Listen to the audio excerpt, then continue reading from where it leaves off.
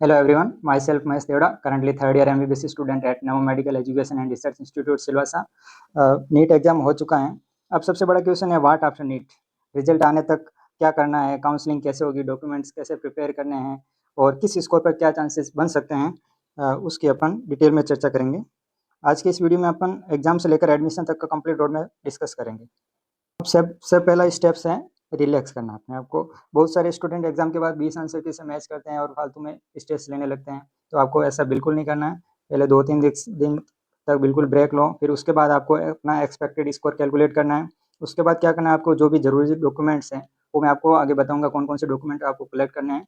और उसके बाद क्या है कि धीरे धीरे आप काउंसलिंग को सीखना शुरू करो। आप जितनी आप काउंसलिंग खुद से करने की कोशिश करोगे उतना आपके लिए बेटर रहेगा, क्योंकि जो एमसीसी की काउंसलिंग है वो बहुत कॉम्प्लेक्स प्रोसीजर है। अब एक्सपेक्टेड स्कोर कैसे कैलकुलेट करें, तो उसका फॉर्मूला सिंपल है। आपको करेक्ट आंसर के +4 मिलने वाले हैं, रॉन्ग आंसर के -1, और आपने अटेम्प्ट नहीं किया तो उसका 0 है। तो अभी क्या करना है, आपको ऑफिशियल आंसर की तो आने में तो अभी टाइम लगेगा। तब तक आप ऐसा करो कि किसी एक कोचिंग को आप जो आपको ऐसा लगता है कि रिलायबल है और स्टैंडर्ड लगती है, आप उसको फॉलो करके अपना एक्सपेक्टेड स्कोर कैलकुलेट कर सकते हो। और याद रखना है, इसको फाइनल नहीं मानना है और इसके हिसाब से कोई भी ऐसी प्लानिंग नहीं करनी है आपको। अब बात करते हैं रफ स्कोर एनालिसिस की। तो अगर आपके 650 प्लस आ रहे हैं तो आपको टॉप गवर्नमेंट कॉलेज के बहुत हाई चांसेस है, आप उनको टारगेट कर सकते हैं। अगर आपका स्कोर 600 से 650 है तो आप गवर्नमेंट एमबीबीएस के स्ट्रॉन्ग चांसेस हैं आपके। अगर आपके स्कोर 550 से 600 के बीच में है, तो जैसा कि अभी ये जो रीनीट हुआ था आपका, इसमें क्या थी कि फिजिक्स थोड़ी लेंथी थी, उसकी वजह से हार्ड हो गई, और केमिस्ट्री फिजिकल केमिस्ट्री काफ़ी टफ थी, तो उसकी वजह से थोड़ा कट ऑफ कम रहने का चांस है। लेकिन अभी कुछ फाइनली कह सकते हैं एनटी है, उसमें कुछ भी उलटफेर हो सकता है। तो जो 550 से लेकर 600 वाले बच्चे हैं वो एकदम बॉर्डर लाइन पे हैं, तो आपको लास्ट तक वेट करना पड़ेगा। और इसके बाद आपके 550 से 450 के बीच में स्कोर है तो आपको स्टेट कोटा की काउंसलिंग की तरफ आपको जाना पड़ेगा, और आपकी कैटेगरी पे भी डिपेंड करेगा कि आपका कौन सी सीट मिल सकती है। अगर आपका स्कोर 300 से 450 के बीच में है तो आपको प्राइवेट एमबीबीएस के चांस क्या, आपको तो प्राइवेट एमबीबीएस तो किसी भी मार्क्स पे कर सकते हैं, लेकिन इसके लिए क्वालिफाइंग मार्क्स जरूरी हैं। और बीडीएस के चांस है। अगर आपका स्कोर 300 से भी कम है तो आपके लिए आयुष कोर्सेज हो गए, वेटनरी हो गई, बीएससी नर्सिंग हो गई, आप उनकी तरफ जा सकते हैं।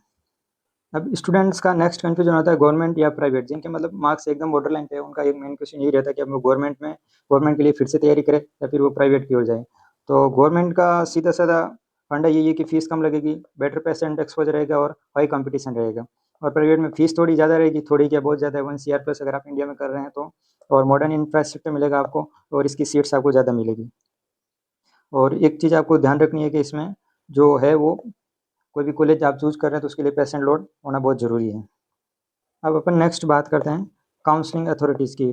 तो नीट काउंसलिंग मेनली 2 पार्ट्स में डिवाइड होती है। फर्स्ट होती है एमसीसी काउंसलिंग और सेकंड होती है स्टेट काउंसलिंग। एमसीसी काउंसलिंग में हैंडल करती है 15% ऑल इंडिया सीट्स, और एम्स हो गया और जिपमर हो गया और सेंट्रल यूनिवर्सिटीज़ के 100% सीट। सेकंड है स्टेट काउंसलिंग। स्टेट काउंसलिंग में आपको 85% स्टेट कोटा सीट्स और स्टेट की प्राइवेट कॉलेज, जो भी प्राइवेट कॉलेज है उनको स्टेट कोटा की काउंसलिंग के थ्रू वो आपको मिलेगी। आपको दोनों काउंसलिंग ट्रैक करनी आनी चाहिए। अब अपन बात करते हैं काउंसलिंग प्रोसेस की। तो जो काउंसलिंग प्रोसेस है वो मैंने 4 स्टेप्स में डिवाइड होता है। सबसे पहला स्टेप आता है रजिस्ट्रेशन। अब जब भी आपका नीट का रिजल्ट आएगा उसके हफ्ते भर बाद आपकी काउंसलिंग शुरू हो जाएगी, और मान के चलो हर राउंड होता है वो कम से कम 20 दिन तक चलता है। 20 दिन में ये चारों स्टेप कंप्लीट होने हैं। तो सबसे पहला रजिस्ट्रेशन, उसके बाद चॉइस फिलिंग आता है, फिर सीट अलॉटमेंट, फिर रिपोर्टिंग। सबसे इंपॉर्टेंट पार्ट होता है चॉइस फिलिंग। आपको गलत चॉइस फिलिंग की वजह से आपको जो डिजायर्ड कॉलेज है उससे भी, मतलब जो बेटर कॉलेज है वो आपको छूट सकती है आपसे। फिर बात करते हैं काउंसलिंग राउंड्स की। तो जो काउंसलिंग है वो सिर्फ एक राउंड में कंप्लीट नहीं होती। इसके लिए मिनिमम आपको, अगर आपका कट ऑफ रेंज से ऊपर मार्क्स है तो आप मिनिमम 3 राउंड तक ट्राई कर सकते हैं। और इसके बाद stay vacancy round, super stay और स्पेशल स्टे भी होते हैं।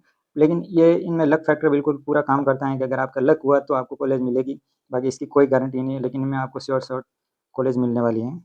कभी कभी सुपर स्टे और स्पेशल, और कभी कभी यहाँ से आगे भी बढ़ता जाता है, मगर अगर किसी कॉलेज में सीट वैकेंट रह गई हो तो। अब नेक्स्ट बात करते हैं डॉक्यूमेंट्स की। ये सबसे इंपॉर्टेंट होने वाला टॉपिक है। तो आपको अपने काउंसलिंग शुरू होने से पहले आपको डॉक्यूमेंट तैयार करके रखने हैं। जैसे सब मैं डॉक्यूमेंट बताता हूँ आपको। एक नीट एडमिट कार्ड हो गया, NEET allotment letter, NEET score card, 10th marksheet, 12th marksheet, Aadhaar card, passport photos, category certificate. Category certificate बहुत जरूरी है। अगर आप कोई भी कैटेगरी ओबीसी, एससी, एसटी करते तो आपको लेटेस्ट लेटेस्ट सर्टिफिकेट चाहिए। ऐसा नहीं, मेरे टाइम ऐसा था कि मैंने जो नीट का फॉर्म भरा था उस टाइम मैंने कैटेगरी सर्टिफिकेट बनाया था, और काउंसलिंग के टाइम मतलब 4 या 5 महीने बाद में जब रिपोर्टिंग करने आया तो इधर कॉलेज वालों ने मना कर दिया, तो उन्होंने कहा कि उनको लेटेस्ट चाहिए। तो आपको अभी ये नया बनवा ही लेना है। मतलब कोई कॉलेज में ऐसा करते हैं, कोई में एक्सेप्ट कर लेते हैं, लेकिन आपको रिस्क नहीं लेना है। फिर आता है माइग्रेशन, फिर आता है ट्रांसफ़र सर्टिफिकेट टीसी। टीसी भी बहुत इंपॉर्टेंट डॉक्यूमेंट है। अगर आप कहीं भी खो गई है तो आप स्कूल से दूसरी बनवा के ला सकते हैं। पीडब्ल्यूडी सर्टिफिकेट अगर एप्लीकेबल है तो बर्थ सर्टिफिकेट, क्योंकि जैसे स्टेट गवर्नमेंट की कॉलेज होती हैं, सॉरी जो स्टेट गवर्नमेंट के स्कूल होते हैं उनमें बर्थ सर्टिफिकेट नहीं मिलता, तो उसकी जगह आप 10th की मार्कशीट भी लगा सकते हैं।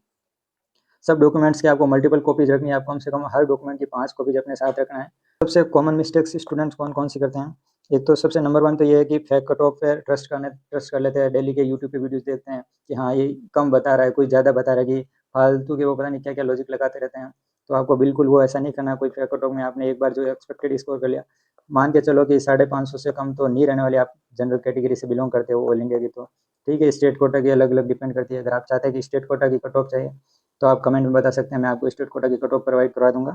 फिर दूसरा है कि काउंसलिंग प्रोसेस को समझते नहीं हैं, क्योंकि काउंसलिंग प्रोसेस बहुत कॉम्प्लेक्स है। फिर आप जब भी एकदम से काउंसलिंग शुरू हो जाएगी, फिर आप कोशिश करेंगे तो लेकिन उस टाइम आपको बिल्कुल समझ नहीं आएगी। ऐसे-ऐसे नोटिस आएँगे कि आपका दिमाग खराब हो जाएगा। फिर कॉलेज की रिसर्च नहीं करते हैं। उनकी रैंक के अकॉर्डिंग आपको कौन-सा कॉलेज मिलने वाला है वो आप नहीं करते हैं, तो उसकी वजह से लास्ट में दिक्कत होती है। ऑफ़िशियल नोटिफ़िकेशन तो उनको आप मिस करते हैं, रॉन्ग डॉक्यूमेंट्स लेके बैठ जाते हैं। ये मिस्टेक्स आपकी सीट अफ़ेक्ट कर सकती हैं। क्या है कि रिज़ल्ट से पहले क्या करना चाहिए? आपका रिज़ल्ट डिक्लेयर हो रहा है उससे पहले आपको क्या करना है? तो सबसे पहले मैं आपको एक बढ़िया तरीका बताता हूँ कि आपने अगर एक्सपेक्टेड स्कोर जो भी कैलकुलेट किया है, उसके अकॉर्डिंग आप पहले जो भी गवर्नमेंट कॉलेज है इंडिया में, लगभग 375 प्लस गवर्नमेंट कॉलेज है, उसमें से अपनी मार्क्स के अकॉर्डिंग आपको कौन-सी कॉलेज मिल सकती हैं, उसकी एक लिस्ट बनाओगे तो उसमें क्या है 50 से 80 कॉलेज आपके फ़िल्टर होके आएगी। अब उसमें से क्या करना है कि आपको जिस स्टेट में नहीं जाना है, जैसे साउथ की हो गई, अगर नॉर्थ इंडिया का बच्चा है तो वो साउथ में नहीं जाना चाहेगा, वो वेस्ट बंगाल की साइड नहीं जाना चाहेगा, तो और असम उधर ईस्टर्न पार्ट में नहीं जाना चाहेगा, तो उस उन कॉलेजों को आप फ़िल्टर आउट कर लेना है। तो आपके पास लगभग 40 या कॉलेज आएगी। अब उन 40 में से आपको ऐसा करना है कि आप मतलब कितना फ़ीस अपने हिसाब से, अगर फ़ीस ज़्यादा है तो आप उनको फ़िल्टर कर सकते हैं। ऐसे करके आपके पास लास्ट में 10 या 20 कॉलेज ही बचेगी, तो उनको आपकी पूरी रिसर्च करनी है। फिर उनमें बॉन्ड देखना है, फिर हॉस्टल फैसिलिटीज़ देखनी है आपको, वहाँ का एकेडमिक्स कैसा है, फैकल्टी है कि नहीं है। और इन सब चीज़ों के लिए आपको ऐसा है कि आप यूट्यूब पे ढूँढते फिरते हैं, लेकिन ये चीज़ें आपको यूट्यूब पे कहीं नहीं मिलेगी। यूट्यूब पे पब्लिकली ऐसी चीज़ें कोई नहीं बताता, इसलिए आपको 1 टू 1 कॉन्टैक्ट करना ही पड़ेगा। अब बात करते हैं, अगर आपका स्कोर 500 से कम है, अगर आप जनरल कैटेगरी से हो, बाकी दूसरी कैटेगरी में आप अपने हिसाब से कर सकते हैं। तो आपका अगर स्कोर लो है, तो आपके लिए क्या-क्या ऑप्शन है? सबसे पहले तो आप बीडीएस में जा सकते हैं, बहुत अच्छा है। BMS, BHMS, BUMS, BPT, nursing, allied health sciences, और अगर आपका ड्रॉप कम है, तो आप रिपीट भी कर सकते हैं। अब बात करते हैं फाइनल एडवाइस। तो मेरी क्या एडवाइस रहेगी कि trust the process, official source को फॉलो करो। आप किसी भी यूट्यूब पे ऐसे हेरे-गेरे पे आपको ट्रस्ट नहीं करना है। पेशेंस रखो, और आपका ड्रीम अचीवेबल है। और हर यूट्यूब प्रेडिक्शन को ब्लाइंडली मत फॉलो करो। कट ऑफ और काउंसलिंग हमेशा डायनामिक होते हैं। अभी मैं आपको कह रहा हूँ 500, 550, इसकी कोई गारंटी नहीं है। होने को 720 भी आ सकते हैं। हार्ड था लेकिन इसकी कोई प्रोबेबिलिटी नहीं है। और डाटा देखो, एनालिसिस करो और इन्फॉर्म्ड रहो। तो दोस्तों, मुझे उम्मीद है ये रोड मैप आपकी काउंसलिंग में काफ़ी हेल्प करेगा। अगर आप counselling, college reviews, MBBS life और नीट गाइडेंस से रिलेटेड वीडियो देखना चाहते हैं, आप मेरे यूट्यूब पे देख सकते हैं। कॉलेज लाइफ में मैंने जो भी फ़नी मोमेंट्स होते हैं अपने कॉलेज के, हम जो भी मज़े करते हैं, मैंने अपलोड कर रखे हैं। आप इंस्टाग्राम पे मेरे से कनेक्ट कर सकते हैं। और रिसेंटली मैंने एक टेलीग्राम पे चैनल बनाया है। टेलीग्राम का क्या फ़ायदा है कि मैंने मतलब लास्ट 2 ईयर से मैं और हमारे दोस्त ऐसे काउंसलिंग करवा रहे हैं। उसमें ऐसा फ्री काउंसलिंग करवा, उसमें ऐसा है कि हम लोगों ने जो कॉलेज बंदे सेलेक्ट हो रहे हैं, तो उनको उस ग्रुप में ऐड कर रखा है। तो अभी हमारे पास लगभग इंडिया के हर कॉलेज से एक-एक बंदा है, तो उसमें क्या है कि वो आपको हर कॉलेज की इनसाइड जानकारी देगा, जो आपको यूट्यूब पे नहीं मिलेगी, क्योंकि ऐसी चीज़ें पब्लिकली नहीं बोली जाती। तो आप उसके लिए आप टेलीग्राम ये जॉइन कर सकते हैं, और मिलते हैं नेक्स्ट वीडियो में। तब तक के लिए धन्यवाद।